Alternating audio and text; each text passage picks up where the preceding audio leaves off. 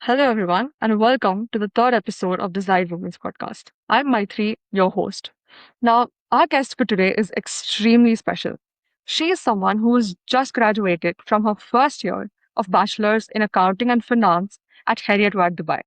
She also just ran her first half marathon this year and is currently preparing for her first Hyrox race. Notice how many firsts that is, just in like one sentence. But that's not the best part. She has been a certified gym girly ever since she was 14. Yeah, 14. So I am so honored to have her here, and this is a conversation I've been looking forward to since ages. So welcome to Zide Women's Podcast, Radhika. It's such an honor for me to be hosting you today. Thank you for having me. I'm so glad to be here and talk about what I really love. Thank you so much. It's such a pleasure. So I would like to ask you, you are a certified gym girly. Going to the gym at 14, it can't get more certified than that. So, so please break it down to me. What does your weekly workout routine look like? Um, Currently, because I'm training for Hyrox, it's quite a lot. If I break it down, it's training different stations of Hyrox like on different days Mm-hmm. and strength with everything. Because to prevent injuries and all of that, and while keeping runs intact, because Hyrox is most of a run place. So currently it's a bit hybrid style, I would say. But in general, it's been more in the gym, lifting weights, and Wow. So you're like currently balancing between lifting weights and training for high rocks, which is running. Perfect. So, how do you have like a specific, so you said you're doing this routine right now. So is it different than the ones you were doing before you yeah, were preparing for high rocks? yeah. Okay. Before I used to like follow the push pull leg split, Okay. uh, which is like push is like chest and tricep, pull is like back and bicep, and legs is like you do quads, glutes, everything. So I used to follow that like twice a week with like treadmill, 20 minutes here and there, and a few runs. Um, but now it's like more intense. Lovely. And was running something that you came into recently, or have you been doing it for quite a while? I'd call it recent. It's been nearly an year. Um, so yeah, I mean it's pretty new to me. That's lovely. That's lovely. Okay. So now I want to touch upon this that not only are you into workouts, you're also someone who's very into diet and fitness. They go hand in hand. So, especially when it comes to a woman's well-being, diet and fitness go very much hand in hand.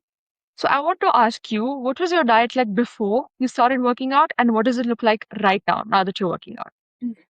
Mhm. So I honestly have like had a crazy shift in my diets throughout the years.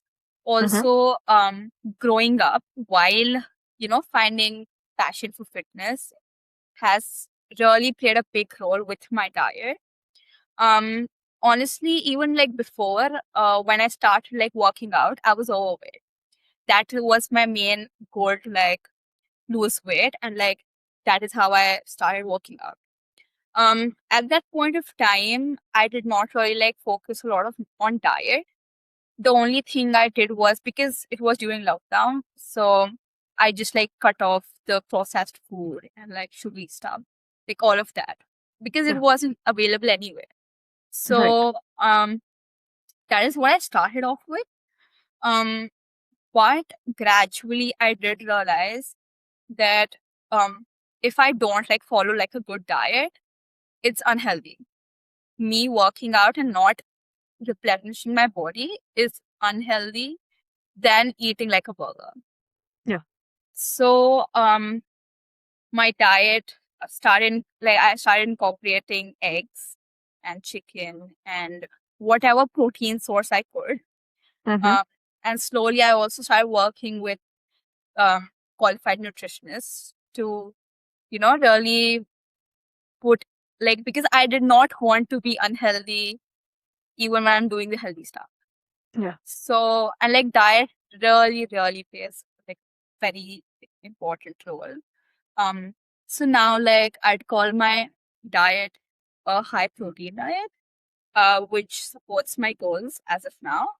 Mm-hmm. Um, and as we proceed, as my goals change, as my workouts change, it does change a little bit, but having high protein, balanced, home cooked food is always important. Perfect. I'm really glad to know that you worked with a nutritionist as well. So I think that's really good for women to do that because, you really, it matters what you put in your body. And in the episode with your sister, Risha, she was telling the same thing that what you eat, it shows. If you eat good, exactly. If you eat good, it shows. If you eat bad, it shows. And it's not just about the showing part, it's also about how you feel, right? So I'm really glad that you mentioned about the nutritionist. This is a curious question I have that, people say when you're running, you should carb load. So are you carb loading right now or are you still on your high protein track? Okay, so this is quite a discussion which me and my current nutritionist have. Okay. I always keep telling him that, let's carb load because it's just Mm-hmm. fun. Like you get to eat Yeah. more. Who doesn't Yeah. want that? Right. So, but he always has like a different opinion. So he necessarily wants me to, let my body use the fuel it has rather than like adding in more food, which I mean, it's just the fancy stuff, carb loading and all of that. Um, and it is always good to like have carbs because that's like the most tastiest meal, part of your meal. Um, but I try not to fall into the trends of carb. Okay, perfect. And do you like measure your food or how does that work? You don't. I used to. I used Okay. to like every bit of it. Um, so I've worked with two different nutritionists and both have had like different approaches, and that is how I have also adopted to it. Mm-hmm. So last year I was like really measuring every gram which I was having. But I don't anymore because Mm-hmm. I've kind of like learned to like eyeball it a lot of times. Especially like measuring since the age of like 15, 16. I've I've got attuned to it. Perfect. And you also see girlies online saying that when they start working out, they start getting more hungrier. And more often than not, we don't reach out for protein. We want that carb. Or worse, we want that sweet. You have the sweet craving after working out. I am guilty. So how do you deal with this? Um, even the part of the girls where I need my Okay. desserts. Mm-hmm. I need a cheesecake or like something to like Yes. satisfy my cravings. But um, I've like learned to um understand my body cues honestly because when I've understood that okay, I want a dessert, that's my body just asking for like more fuel. It's not craving like a cake. It just wants you to like have something which replenishes what it spent. So even if I want to have a cake, I will. It's not like I'm stopping myself, but it's not like if I want to have a cake every day, I will do that. Balancing out with a protein shake, like even if you want to have like a cake or a dessert, just have a protein shake before it. Even after that, you feel like no, you want it, go for it. Um, and not necessarily like a protein shake, just like have something which has protein because that will like really, really help with your hunger cues.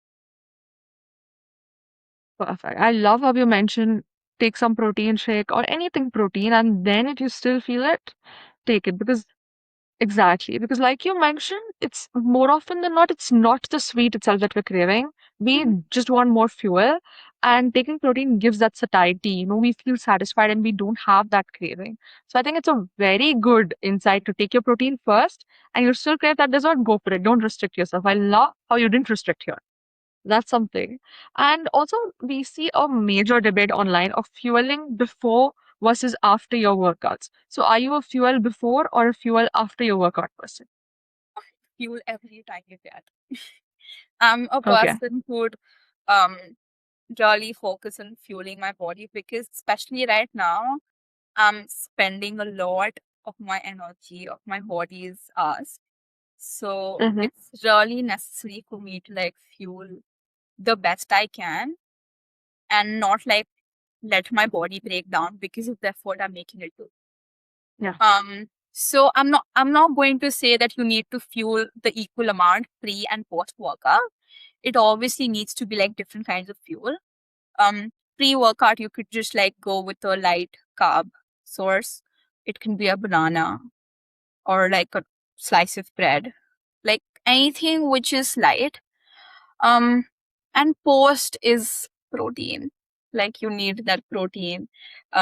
A balance of carbs, healthy fats.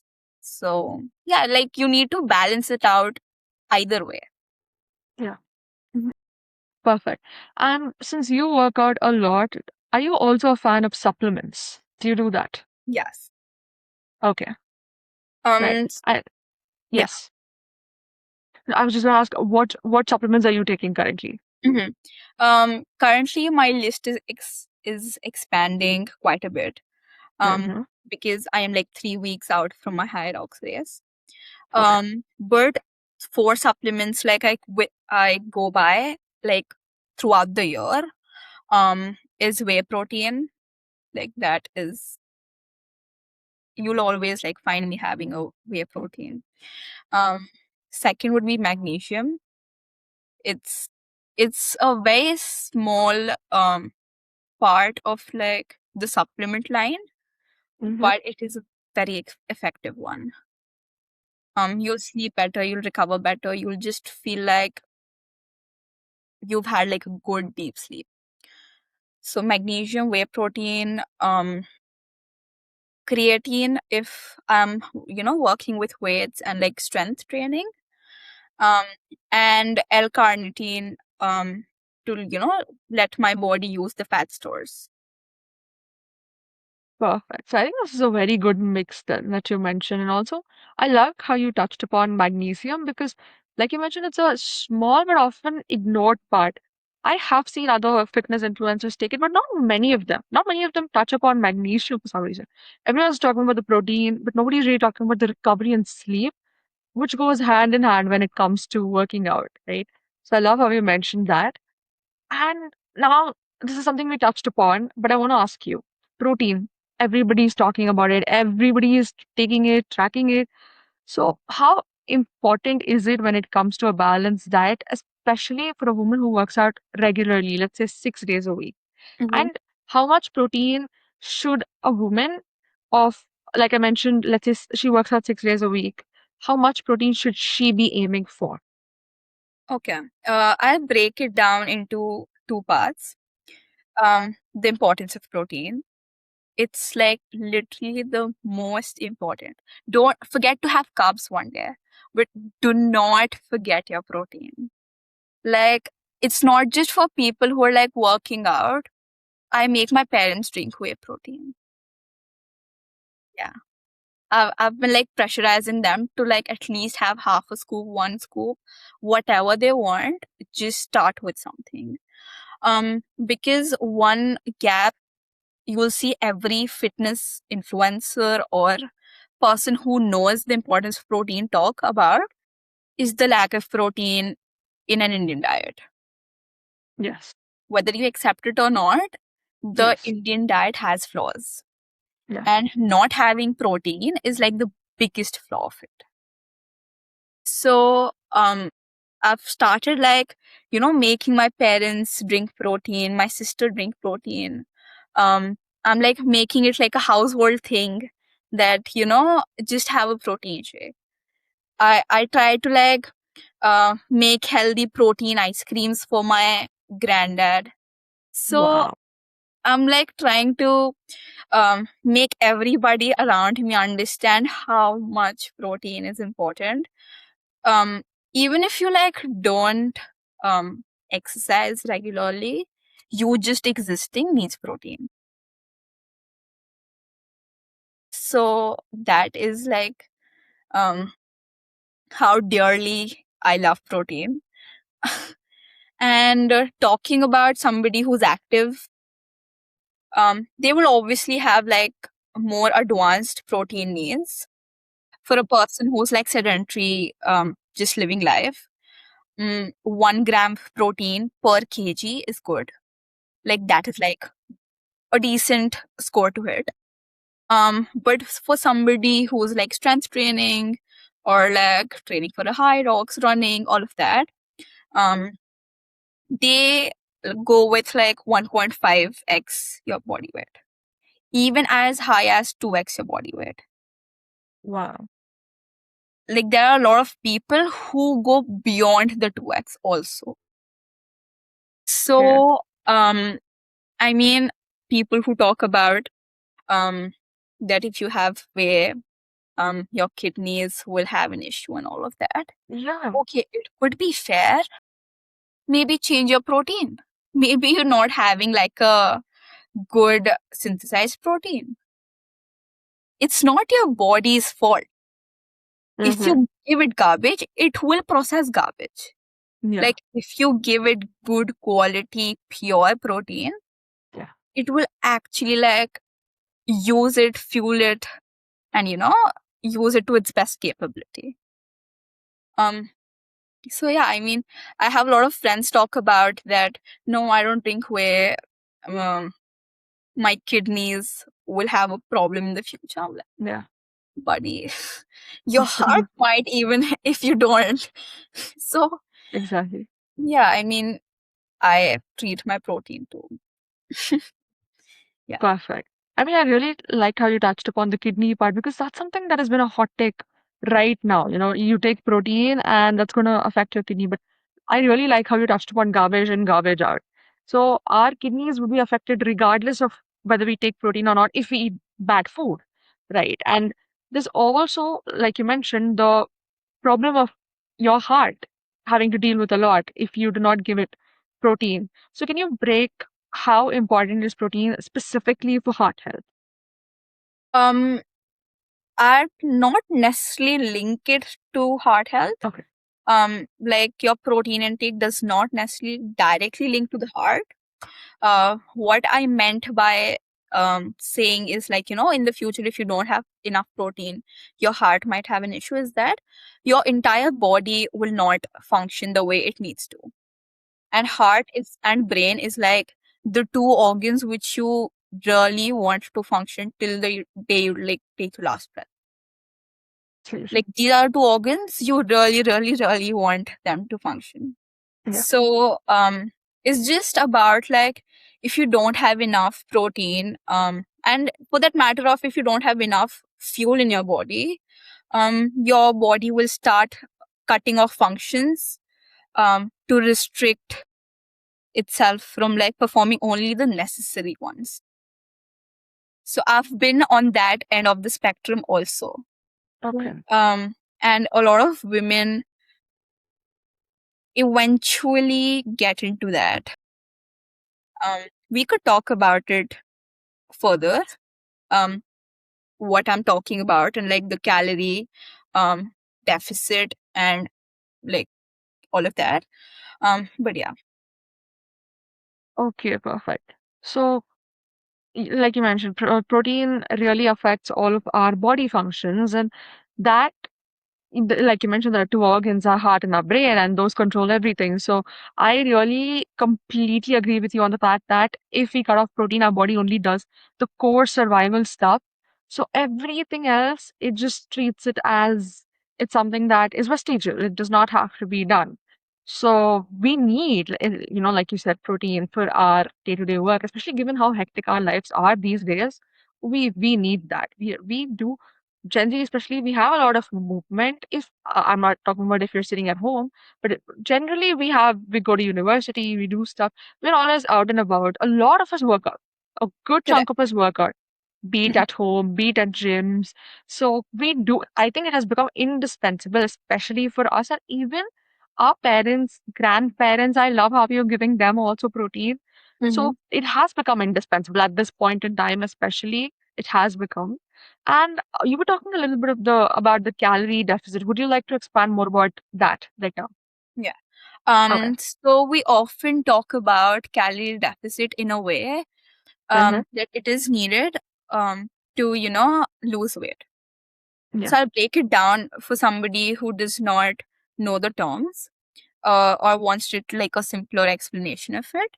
So when you want to gain weight, for example, like a person weighing X kgs, for them to maintain that X weight, they might need 2000 calories. Okay. For them to gain weight, they might to have additional 200 or 500 calories, depending Okay. on how quickly they want to gain weight and how quickly the body responds to the increase in calorie intake. Okay. Similarly, if somebody wants to lose weight, they might have to go in a deficit of 200 to 500 calories. Okay. Now, the issue is everybody understands this, that to lose weight, you need to go in a deficit. Yeah. But a lot of the times, we go in a deficit which is beyond what is even acceptable by our body. For Yeah. example, for somebody whose maintenance is 2000, as we were talking, Mm-hmm. if they start eating like 1200 or 1000 calories per day, Yeah. their body will shut down functions just to survive with those 1000 calories. So the first functions it would cut down is your reproductive functions. You might not get your periods. Um, you would you might like face hair loss and acne and all of that stuff. And I have been to that spectrum where necessarily I wasn't putting in enough for my body to, sustain on it in the long run. And I know, like, I've talked to a lot of women and girls and my friends who get inclined to that spectrum just because you'll lose weight easily or quickly. Yeah. Yeah. Especially, I feel a girl's mind or a woman's mind is always searching for ways to lose weight. Absolutely. So, um, I've been there. And for anybody who has been there or is facing like symptoms like losing their periods or hair loss and acne or like anything of that sort, have more calories. It won't like make you bulky or like whatever, like let your body live. Yeah. Um yeah, I mean it's just about like um not choosing like the quick way. Yeah. Like how can I lose weight the quickest in the quickest duration? It's about you being healthy at the end of the day. I really like that you touched upon this topic. This is something I feel about as well because we see so much of it. We see so many eating disorders Mm-hmm. around the women. I mean, in women around us. And like you said, it's the easier way, but it's not sustainable at all for the long term because there's so many side effects. Like you mentioned, the hair loss, the acne, and then the body functions shutting down. Our brain needs a certain amount of calories to function. Our heart needs a certain amount of calories to function. So you're essentially depriving your organs of Yeah. nutrition. Yeah. And it was never about losing it quickly just to look a certain way. It's about doing what is sustainable for you in the long term so your body does what it's supposed to do, which is function well. 100%. And exactly, and 1,000 calories, you see women who are like 23, 24, eat 1,000 calories a day, 800 calories a day. In Korea, there was this very popular diet where you eat one apple a day. I, it was, it's so common, it's so prevalent Mm-hmm. amongst us, and it's so unfortunate. I'm really glad that you touched upon this, that feed your body. Like you are an example that you do not have to eat less to Yeah. be, to look a certain way. Mm-hmm. You can fuel your body right and still look the same way. It's just that this is slower, but it's more consistent and it lasts. It's another problem is when you eat less all at once, you are going to binge eat at one point or Yeah. the other Mhm. because it's your body. It's Mhm. no matter how much willpower you have, no matter how much you don't want it, you are going to eat it. So Mhm. it's not sustainable. It's like two sides of a pendulum. You eat very less, you eat much, or you eat a lot. It's very bad for your physical health, and the worst part is it's bad for your mental health as well.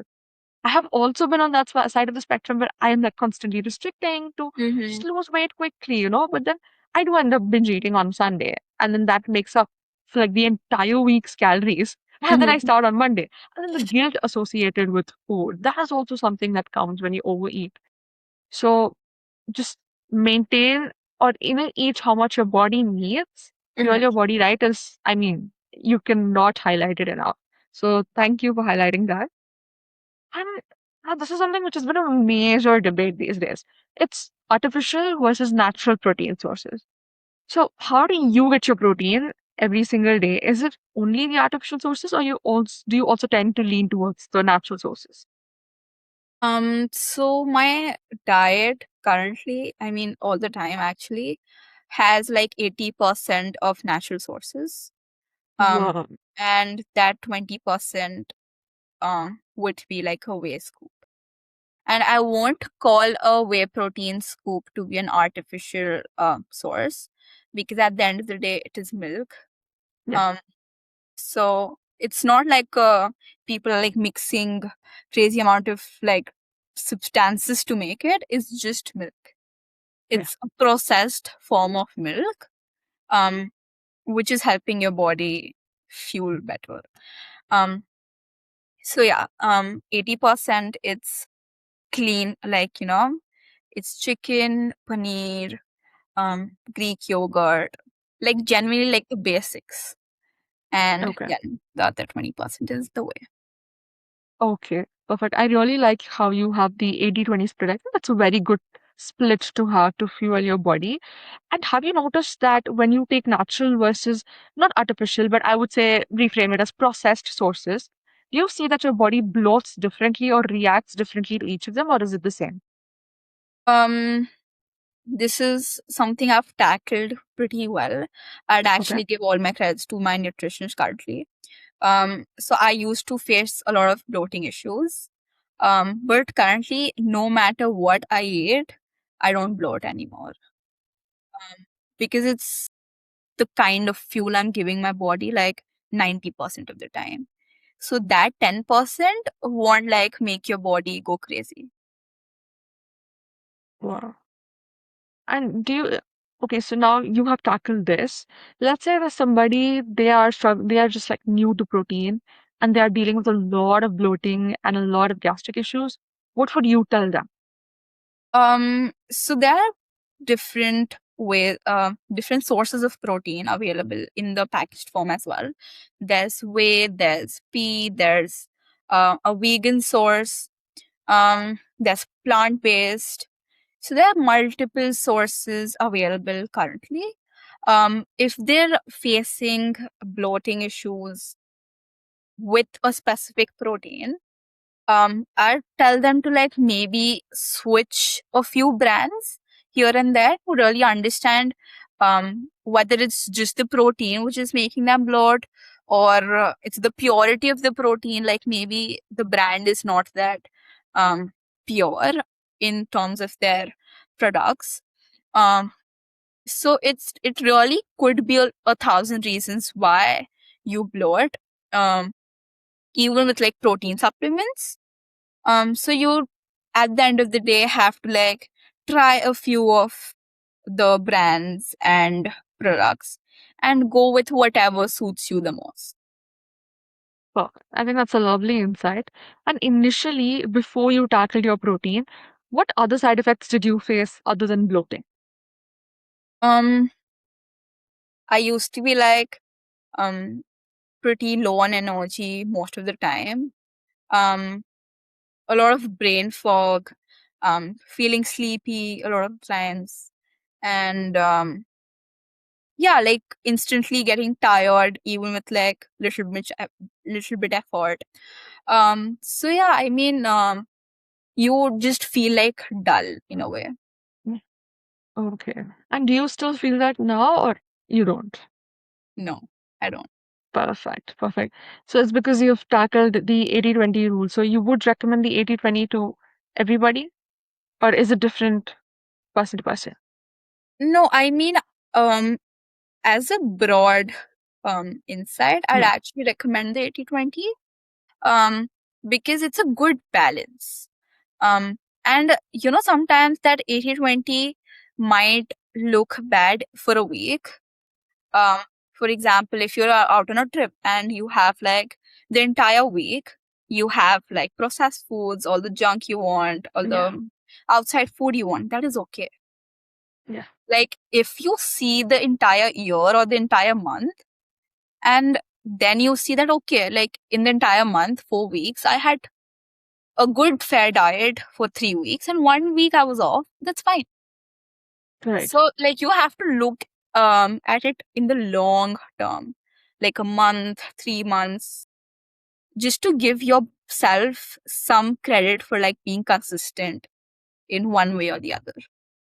Lovely. I love how you highlight that. So I think taking a broad look is super useful here because we tend to micromanage a lot and we have the mindset that we have an all or nothing mindset. We think that, okay, I failed on a Monday, so I will fail this week, this 2 weeks, this month, this year. And then we tend to go, we want to make New Year's resolution next year and start over again just because we failed one day. So that's too much of a micromanagement. Like you said, if you can even go off for 1 week, but you're maintaining that consistency for 3 weeks, I think that's lovely. You're able to eat clean. And I think it's a very good split because our body, I would say maybe this 80-20 rule applies to healthy versus junk food as well. Some people go a little bit extreme and do 90-10, but again, it's body to body and I would say fitness goals based. But I think 80-20 is a really good split even for your junk Yeah. versus healthy food Yeah. because our body does need that. We need a little bit of reward from time to time. That's just how evolution has been for us. So we want to reward ourselves with something, or it's more of a psychological need than a physical need. Also physical, of course. I would say junk culture does have its own physical benefits, but it's also psychological because we need that reward.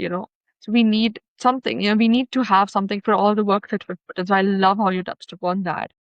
And also, I want to ask you that now, when we if we talk about fitness and diet, we touched upon this a little bit. So there are two kinds of women, I would say, on a very broad level. Mm-hmm. One is the woman who tracks everything. How many steps is she getting? How many grams of protein? How many hours of sleep? How many liters of water? Mm-hmm. And then even how many grams of carb, I would say, or sodium, depending on what she's tracking.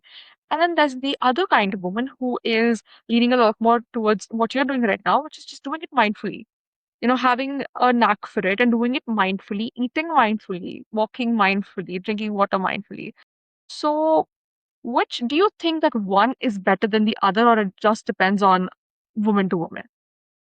Honestly, I feel these are like two different phases Okay. of fitness or health. Initially, you will have to like be more strict with yourself and Yeah. like maybe keep a tracker with the calories you've had or the protein intake you've had. Maybe not on the activity level that I got like 30 minutes of workout and stuff like that. Maybe Yeah. not that. But at least with nutrition, I feel that you do need to kind of, restrict yourself for a little while just to understand that you can actually do this. Yeah. Because when it comes to a diet, um, you tend to go all in for like 1 week or like 10 days, and then you're like, I don't think so, this is better for me, and then you give up. Yeah.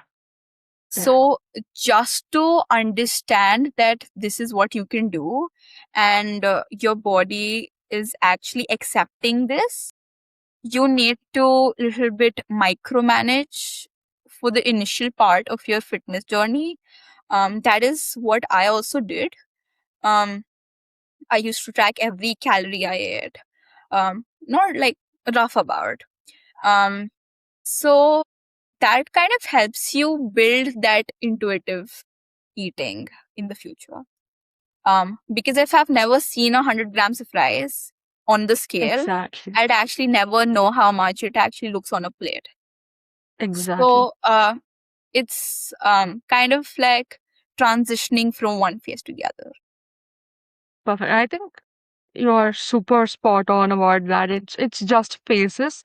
Initially, like you mentioned, we do track everything, and it's super important to track everything as well because I am currently someone who tracks everything I eat because I'm still, I would say, pretty new to this. Before I started tracking, I used to actually eat less because I was scared of eating more. So Mm-hmm. now that I know 100 grams of rice looks like a lot more than what I thought it looked like. So I Mm-hmm. think it can be useful to track. You can eat a little bit guilt free, of course, if you stop attaching guilt to it. Then you may eat a lot more guilt free because you know what 100 grams or 150 grams of rice looks like. So that's a super important point as well. And also, I like how you mentioned that it's phases. We transition from it. It's something that's very natural. Like initially, you have to track what you eat because you need to prime your body and you need to get your body used to eating a Mm-hmm. little bit of, being restricted because we're not used to that. And your body gets used to it with time, and then you can start being more intuitive about it and eyeball it. And I noticed you said that it's not really important to measure the number of hours we work out for because I again fall prey here. I do tend to try to get 1 hour of workout every single day, even if I'm like trying to lag time. I just want it to be 1 hour. I know it's not serving me, but do Mm-hmm. you think it's really not important the number of hours we work out for? Um, I always, when it comes to like working out, I always believe um, that the quality of work you do Yeah, is better than the quantity or the hours of work you do. Um, and it really goes with different kinds of workouts. You plan, for example, for a walk. Obviously, like if you're walking for 5 minutes, it's, I mean, see, no kind of movement is bad and yeah, every kind of movement is serving you. So if you talk about like steady um state of cardio, which could be like walks or like strolls with your family, um or like cycling on the stationary bike. See, all those I could like measure with time that okay, I have to walk like 30 minutes or like 20 minutes.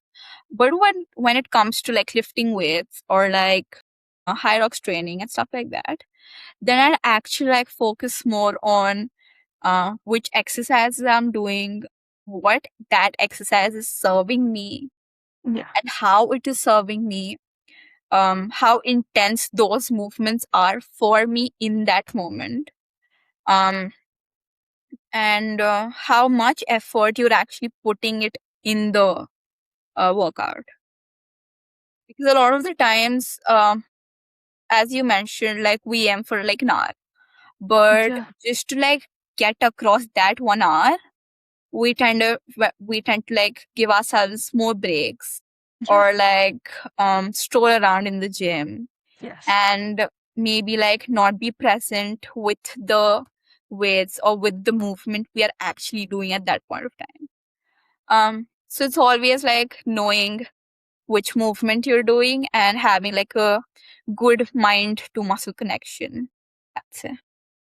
Perfect. And you also mentioned being present. I think that's a super important problem that a lot of people, including myself, face where initially when we're starting a workout, you're like super focused and you're like all in. But then you do become a little mindless. At least for me, I tend to become a lot mindless, especially when I'm listening to songs. I am more focused on like changing the song or vibing to the song rather than working out. So how did you deal with being present during the entire workout from start to end? Honestly, I still have days where I am not present. I Right. had that day today Oh, where I just wanted to like get through the workout for the yeah. sake of it, Yeah. or just because like I have to get it done. Yeah. I wasn't really present. Like I was just like going with the flow. Um, so yeah, there we do have those days. But even then I tried to be as present as I could. um Right. so Yeah. like you putting in that effort is good enough. Like some days it would come naturally to you where you're like, no, I need to like be logged in for this 1 hour, no notifications on your phone and all of that. And some days you would be like, it's okay, like just getting that 1 hour is okay, or like Yeah. just finishing that workout is okay. Right. I love how you mentioned we have our days, so we can let ourselves have those days. And do you personally believe that listening to a podcast or listening to a song while working out can be distracting, or it doesn't have to be so? um Again, goes person to person. Right. I've tried listening to a podcast on my runs. Not my cup of tea. I'd rather have like a silent run. Um, and like music goes well with any kind of workout, I feel. Um, Again, the kind of music, some days I'm a person who'd like listen to like slow, soft songs, but some days I'm like, no, I need like a good hype song. Yeah. Yeah. Perfect. So again, person to person, noted. And again, this is something I see a lot that we also hear a lot and see a lot about this that people who work out are not super active outside of their workout time. And they tend to sit around a lot, and I deal with this too. So how important is it to have a good step count outside of workouts? And is there an ideal step count we should be aiming for? Um, Here, I'd actually say that, um, like right now, I have 2 workouts a day, which includes like a run and a Hyrox workout in the morning. Um, so with that, I am quite lazy throughout the day. Okay. I don't even want to like get up for a water bottle, if I'm Right. asked. So I think that is valid. But if you are like not moving just because you went to the gym for an hour, that is not valid. Um, it really depends what intensity you're actually putting your body through. 1 hour of weight training and 1 hour of lifting weights, or like 1 hour of steady cardio, um, is not like putting a lot of pressure on your body. So Yeah. you doing like daily chores is completely like doable, and you should do that. But like as for me right now, I am more on the bed rotten kind of side throughout the day. Mm-hmm. Okay. I love how you mentioned that we can allow ourselves to give ourselves grace, especially if we're working 2 workouts a day. I mean, I would be on the bed 24 by 7. I think you're super energetic for someone who works for 2 workouts a day because that's amazing. And I also like how you highlighted that if you're going to the gym for 1 hour, if you're going to have that psychological barrier, oh no, I should be sitting down, that's something we deal with. And it's good to get in a lot of natural movement. So Mm-hmm. I love that. And uh, okay, so I want to ask this. In today's day and age, every woman wants to start her fitness journey and transform herself. Every single woman, to some extent or the other. But one major obstacle that comes forth is that she doesn't have time. What would you say to her? Um, so if this is a girl listening to the podcast, Yeah, girl to girl, yeah, um, if you really want to do this, you will find your time. Um, if you like really want to see a change in yourself, see yourself transform, see a healthier version of you, a glowier version of you, um, a version which does not uh, feel sluggish throughout the day. Um, Keeping all of those things in mind, you can find the time. Even then, if you have like a busy day and you have like high amount of work commitment yeah, and restricted hours, because at the end of the day we all have 24 hours, yeah, um then I'll actually tell you to like first focus on your diet, because that's not putting in like a lot of hours. You could take a little help from your house help, and like honestly, making healthier food is actually quicker than those curries and all of that we make. Yeah. Yeah. So that's definitely which you should focus on the first thing. And it's something I tell my mom a lot, is that even if you like don't have time to like hit the gym or like go to a class or like a yoga class or anything like that, just get your steps in. Like Perfect. while being on a call, just go for a walk. Yeah. While talking to your friends, go for a walk. If you feel like you being lazy, go for a walk. Like that is something which will actually make you feel better also, because you're going for a walk in the nature, um doing something which you like, while like not putting a lot of pressure on your body. Yeah. So it's not like you're huffing and puffing for breath. You just like, you can also like carry on something which you are, which you want to do, like watch a series while you're walking or listen to good music while you're walking. So you Yeah. can, you could always like multitask these things, Yeah. um while like have getting some movement in, honestly. Perfect. I think those are super actionable for Mhm. somebody who genuinely does not have time. Getting your step and diet in, especially while doing something you would do either ways. Do it walking instead of sitting down. I think that's super actionable. People also take walking meetings on a treadmill. I think that's Yeah. amazing. So Hmm. that's a very natural way for you to get in movement. And also, apparently, our brain works a lot better when we are walking. So it's certainly like a win-win. We do not have an excuse for, diet and walking. And like you mentioned, it is so much quicker and easier to make those healthier foods because they don't, have as much cooking time or as much masalas that go into them, rather than making the curries that we make, which are a little bit more on the carb heavy side. So that's perfect. And this is a question I've been dying to ask. I've been scrolling to this so many times. So you're running your first Hyrox race. Break it down to me. What is this race about? How does it work? And where is it happening? So currently, like, if you talk about Hyrox, it's like my latest obsession, I'd say.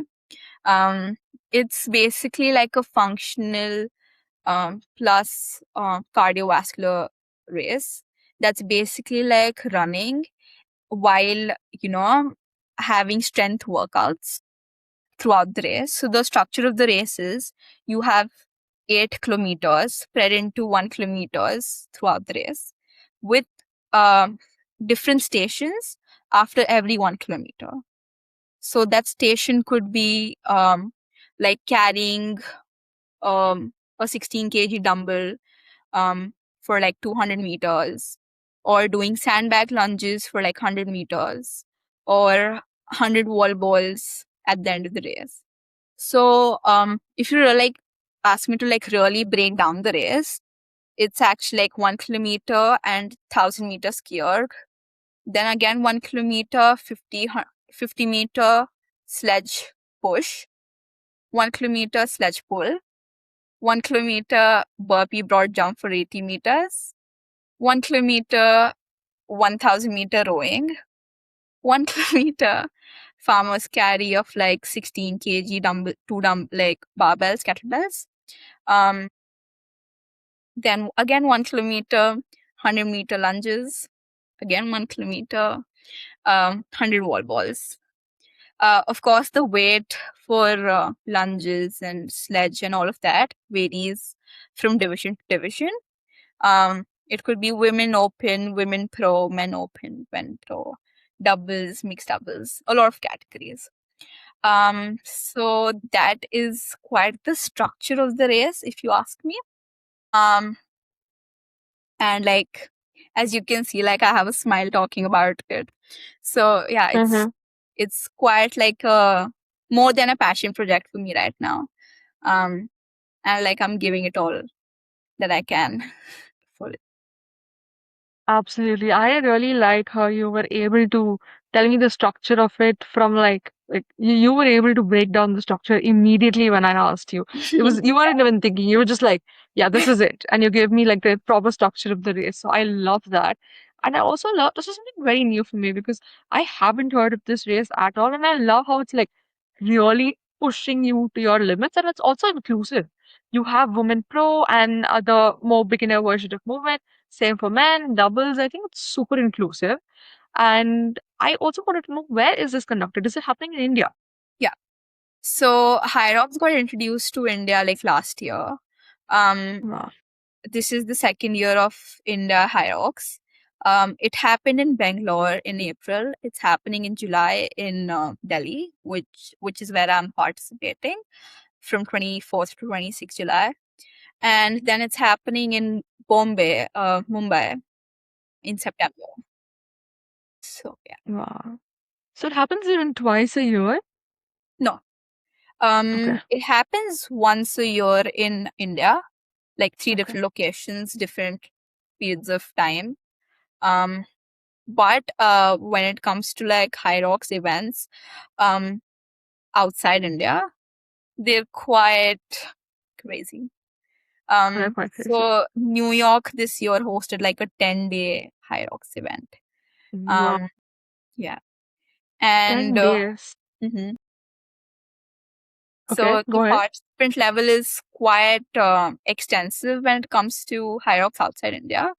It's still like a very new thing in India as of now because it just got introduced like last year. So it's building up, but it's building up amazingly.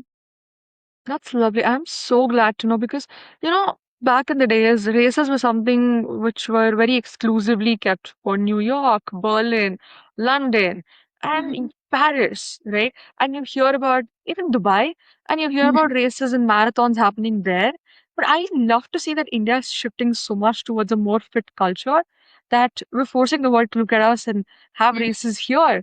And I Yeah. think that's super inclusive, and that's something that I'm really glad that you mentioned Hyrox because I wasn't educated about this. And I'm so happy that this is going to reach so many people and so many people can, take part in it. They don't have to travel abroad. They can do this from their home country. So that's amazing. And all the best for your Hyrox. I hope Thank you you so ace it. much. Thank It's you. my pleasure. My pleasure. And now I want to ask you, let's say a woman wants to approach you for your tips for her to start working out. She's an absolute beginner Hmm. and she doesn't know much about it. So Hmm. what are your top three tips for her if you could only give her three? Um, One will be locking in with your diet. And when I say locking in, does not mean being strict or restrictive with it, but just making healthier choices. Like having a grilled sandwich, then a one which is like toasted in butter and like unhealthy fats. So just start making like healthier choices, adding protein to your diet, which is like top tier importance. And then the second would be get your steps in. Like it does not have to be like a movement which everybody is doing. If you like find joy in going to like a yoga class or a Zumba class, go for it. Any like I personally believe and I swear by that any form of movement which you are doing for your body will bless you for it. No matter the intensity, no matter the time, it's going to bless you with better health in the long run. So movement, diet, and the last thing is enjoy the process, because it's not a process which is like a 2 month thing. Make it your lifestyle. Yeah, Like don't stay restricted to, okay, I'm just going to do this for like 3 months. Like yeah, plan it in a way which you're like, okay, I can do this for the rest of my life. So you'll always like, if you plan it that way, you will find joy in it either way. yeah. You won't feel that, it's a challenge that you're putting on yourself or like an additional burden on yourself. It will just be you doing regular stuff.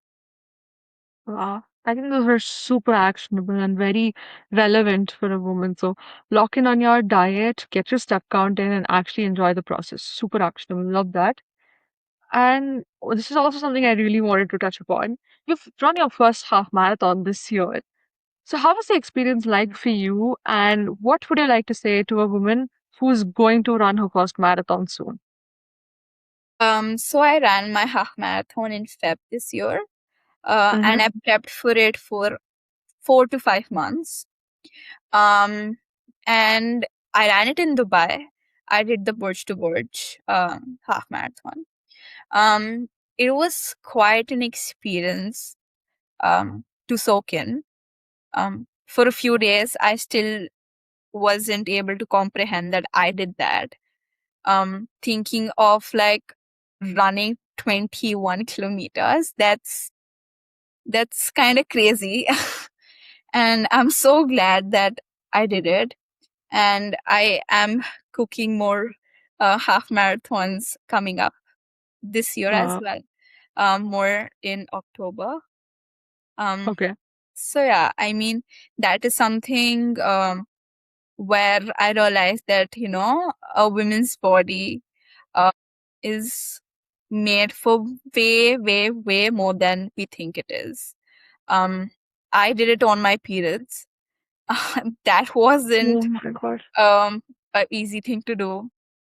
That to like my Absolutely. first experience, that to being so young. Um, but yeah, I mean, you give or take whatever the world gives you. So that was quite an experience. Um, Not a very fun one in the normal per se.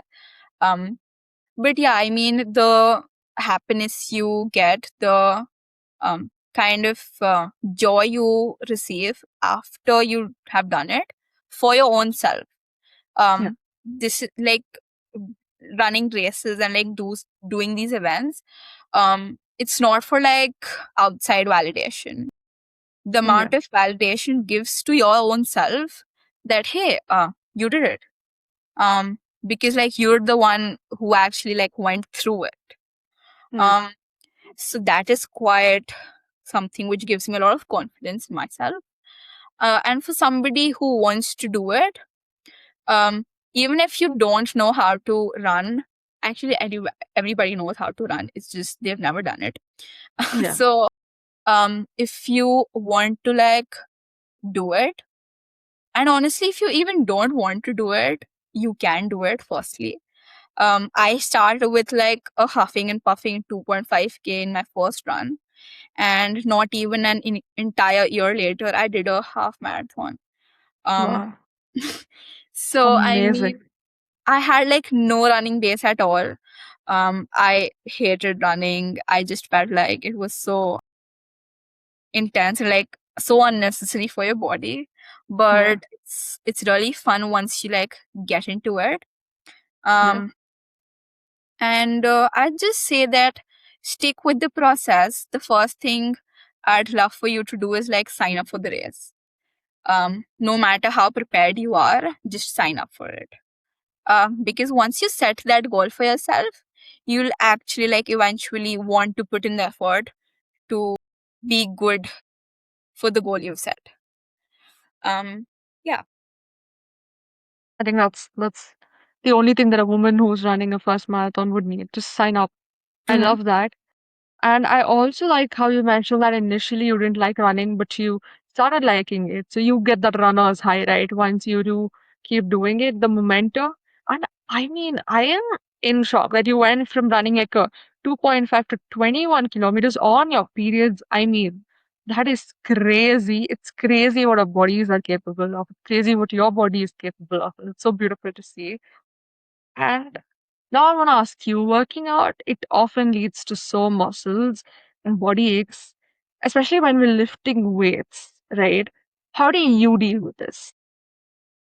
Honestly, because I've been doing it for quite a long amount of time, I don't experience DOMS anymore. Um, Soreness is quite an old friend now. I do experience it if I'm making some tweaks to my workout, like the Hyrox training. I was quite sore for like a week when I started this style of training. But now, even with higher intensity, I'm okay. And actually, I'd actually give a lot of props um to that, to my diet.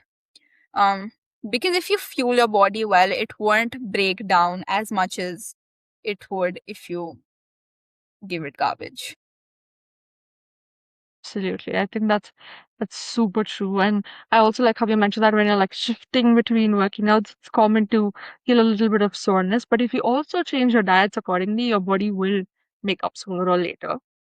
So now I want to ask you lastly, if you could do only one thing for your wellness for the rest of your life, what would that be? Movement. I Wow. mean, any form of movement is what I'd go for. Um, I talk about it very passionately when somebody asks me anything about any form of movement, honestly. Um, because it's something which has given me purpose since the age of I was 14. Even before that, I was a swimmer. So when I was like 8 years old, I dreamt of going to the Olympics, which is kind of Wow. diabolical. Wow. So obviously, I mean, that did not happen. Um, but I am so glad that I found movement to kind of be my anchor throughout growing up, and growing further as a young adult, and moving ahead in life. Because not only for like my physical being, it's actually been like the most stable friend I've had throughout school, college, and going forward. uh, it's given me a lot of happiness and a lot of peace attached to it. So any kind of sorrow I feel, or like I'm not having a good day, the gym is where I want to run to. um Sounds crazy, sounds kind of sad that but that has like literally been my everything through everything. So that is one thing I'd never give up. Like even if you like, Beautiful. I would never give up. Wow. I think it's super apt for you. And I loved the answer. I was just so absorbed in it. It was Mhm. like every other answer that you gave today, which was amazing. I am so thankful for your inputs and for your time today. Thank you so much for making this happen. Thank you so much. I had an amazing time today, and I Thank got you. to talk about the thing I love. Yapped about. I mean, I could see the glow on your face when we were talking about the Hyrox race, and I was all for it. I was all for it. So thank you so much, Radhika. Thank you. Thank you.